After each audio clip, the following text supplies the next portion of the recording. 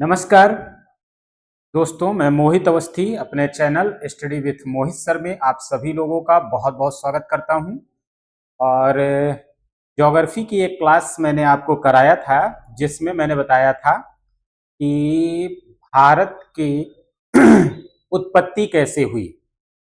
उसमें मैंने आपको वेगनर का एक सिद्धांत बताया था और उस सिद्धांत के माध्यम से मैंने क्लियर किया था कि प्रायद्वीपीय भारत और हिमालय का निर्माण कैसे हुआ और पैंजिया कैसे दो भागों में टूटा, अंगारा लैंड और गोंडवाना लैंड से। ये चीज मैंने बताया था।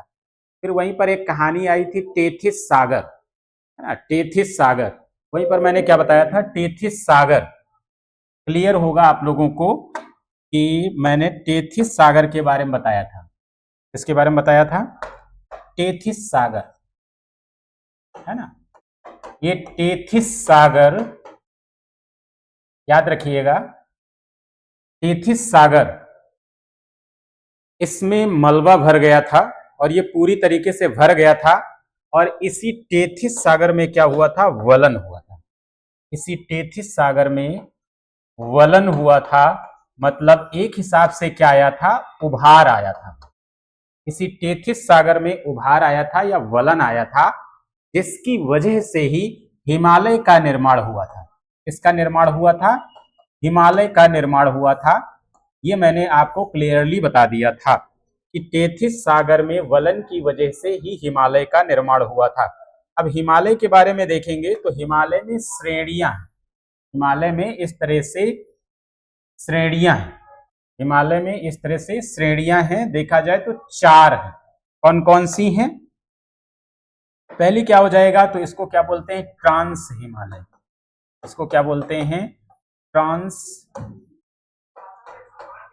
हिमालय। इसको क्या बोलते हैं, ट्रांस हिमालय। दूसरा क्या हो जाएगा, बृहद हिमालय। को क्या बोलते हैं, बृहद हिमालय, है ना।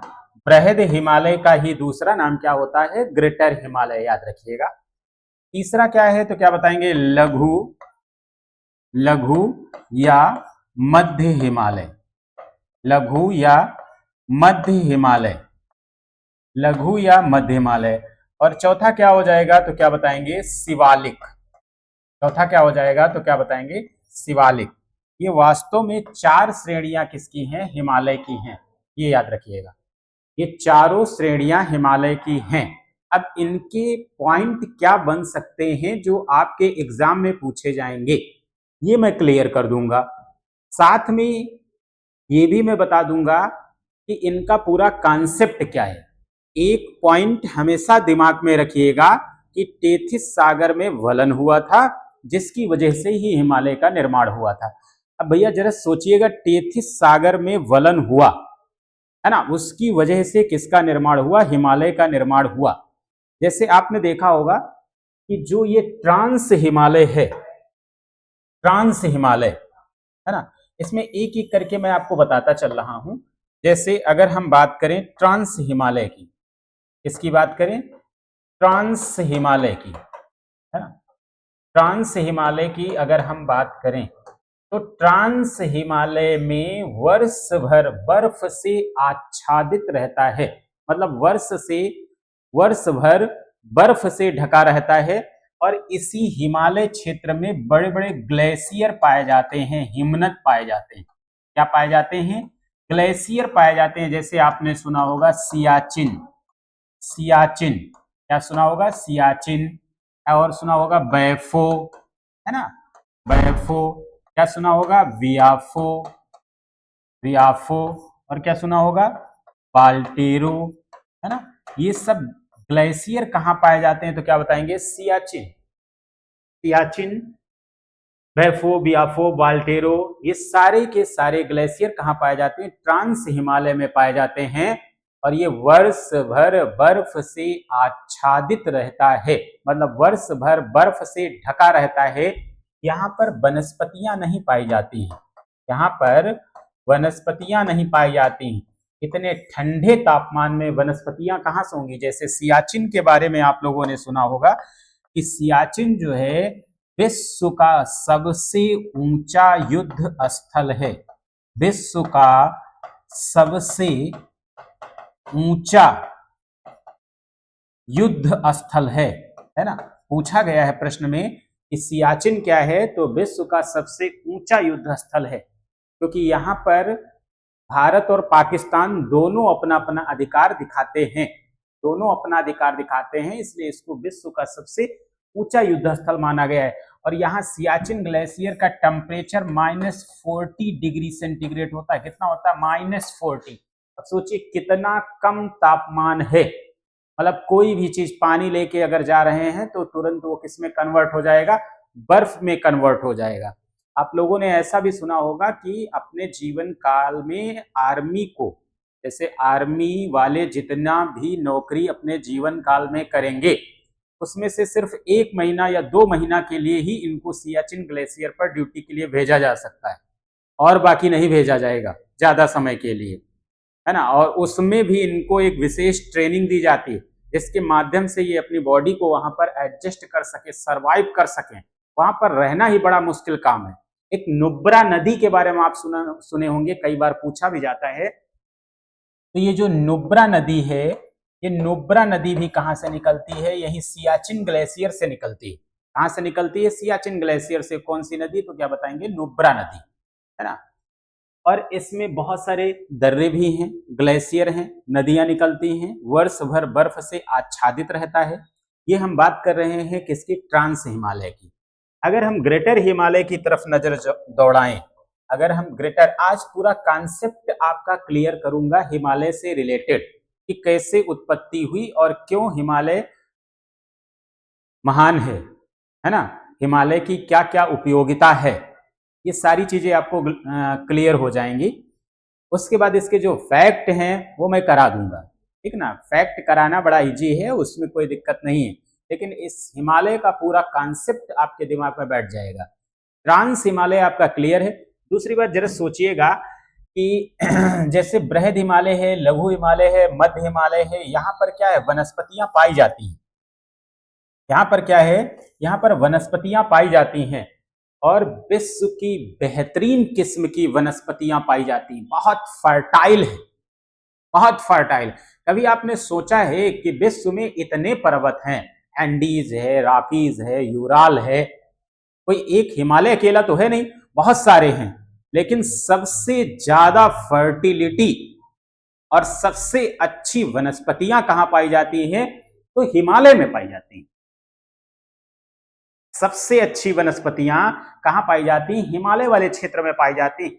इसका सिर्फ एक रीजन है, याद रखिएगा, क्योंकि हिमालय का निर्माण टेथिस सागर में वलन से हुआ है ना। हुआ क्या कि टेथिस सागर में जो भी मलबा जमा हो रहा था, उसमें कंकड़ पत्थर, बालू, पेड़ पौधे, जीव जंतु, ये सब थे। यानी उस सागर में, टेथिस सागर में ह्यूमस यानी खाद की मात्रा खूब थी, और वही मिट्टी या वही रॉ मटेरियल आज हिमालय के रूप में चट्टान बना हुआ है, हिमालय के रूप में खड़ा है।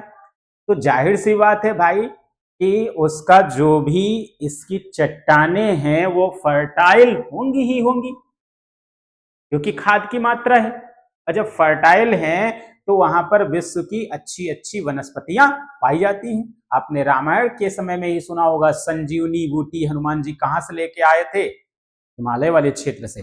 जितने अच्छे आप ड्राई फ्रूट्स खा रहे हैं, फ्रूट्स खा रहे हैं, है ना, और भी तमाम ऐसी औषधीय वनस्पतियां हैं, वो कहां से आती हैं? हमारे हिमालय वाले क्षेत्र से आती हैं। इतना महत्वपूर्ण क्षेत्र है, और सिर्फ इसलिए क्योंकि फर्टिलिटी अधिक है। तो भैया फर्टिलिटी अधिक है, ये तो क्लियर है, फर्टिलिटी अधिक है, अच्छी अच्छी वनस्पतियां मिलती हैं, ये क्लियर है, बहुत लाभकारी है, ये भी क्लियर है।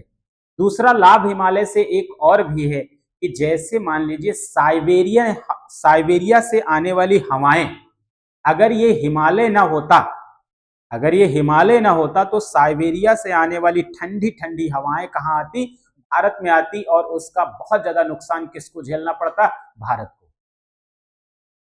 भारत को झेलना पड़ता।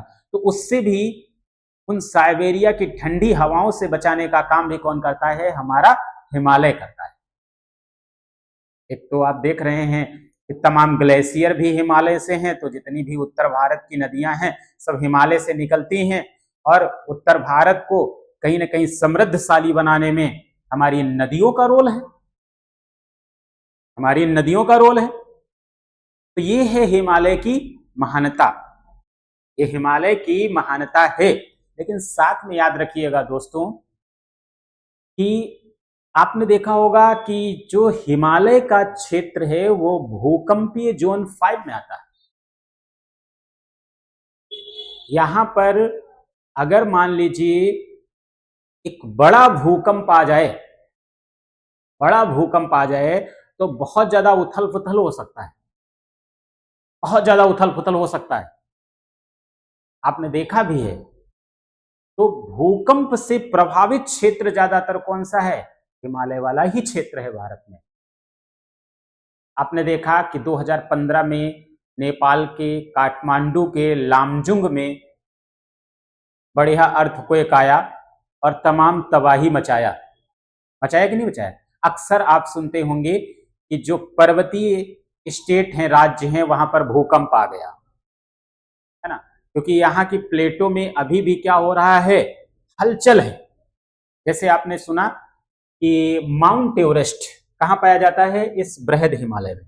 माउंट एवरेस्ट कहाँ पाया जाता है? इस बृहद हिमालय में, ग्रेटर हिमालय में ही स्थित है विश्व की सबसे ऊंची चोटी माउंट एवरेस्ट, जिसकी ऊंचाई पहले थी 8,848 मीटर, 8,848 मीटर थी, जो अब नई बुक्स में क्या आ रहा है कि 8,850 मीटर है। इससे क्या साबित हो रहा है कि हिमालय में अभी वृद्धि हो रही है, का मतलब वलन हो रहा है।